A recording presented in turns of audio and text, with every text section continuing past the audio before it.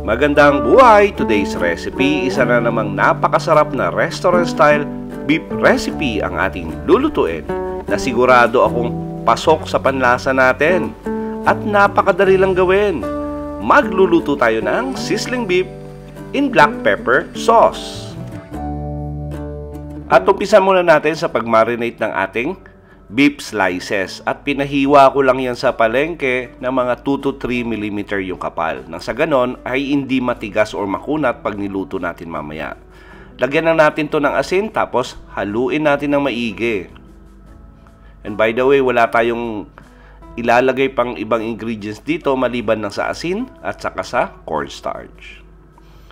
Yung iba rito kasi naglalagay pa ng tenderizer. Pwede naman kayo gumamit ng tenderizer, siguraduhin nyo lang na alam nyo yung portion ng tenderizer na gagamitin nyo. Or pwede rin kayo gumamit dito ng bicarbonate powder. Haluin lang natin ng maigi, nilagyan natin ng 2 kutsarang cornstarch. And by the way, yung ating karne, nagtitimbang po yan ng mga 700 grams. Tapos tabi muna natin. Tapos magpainit lang ng katamtamang dami ng matika sa ating kawali. Tapos ibablanch lang natin yung ating beef slices na minarinate sa cornstarch at saka sa asin. Pag sa restaurant kasi, pag sa hotel, ginagawa dito ay binablanch lang namin sa deep fry for about 25 seconds. Since na nasa bahay lang tayo, gagawin natin dito ay ibablanch natin sa mantika or sangkutsa natin for about 1 minute. Yung tama lang na mag-iba yung appearance ng ating beef slices. Huwag nyo i-overcook kasi pag na-overcook, lalong kukunat or titigas yung ating karning baka. At saka moderate flame lang yung gagamitin natin. At siguraduhin lang natin na yung lahat ng karne natin ay mag-iba na yung appearance niya, maging brownish na siya at wala ng kulay pula or pink. It means pwede na yon.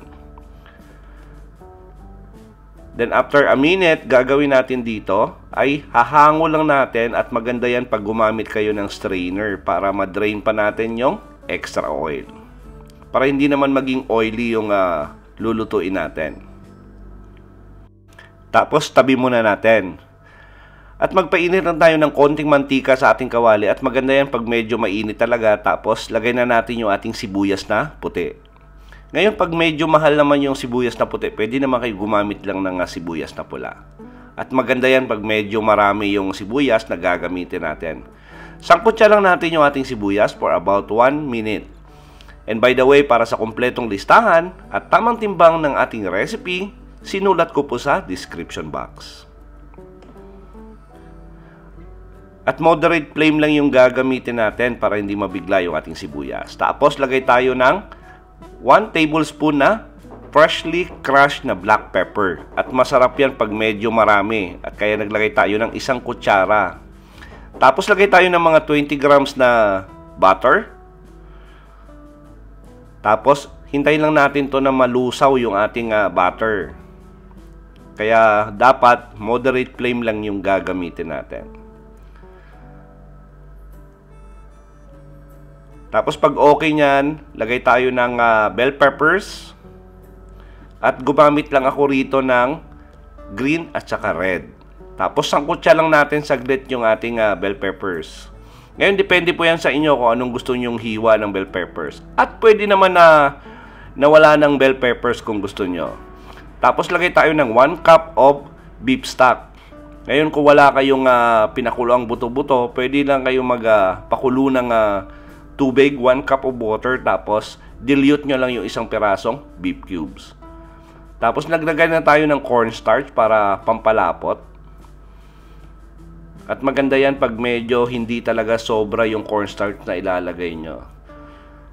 Lagay na natin yung ating pinrefried na beef slices.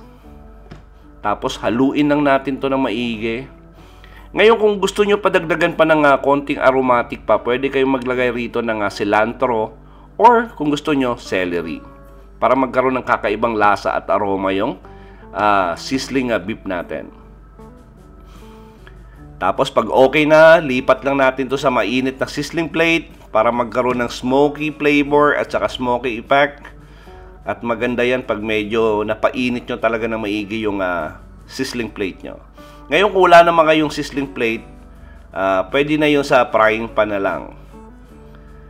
Tingnan nyo naman yung recipe natin. Talagang nakakatakam.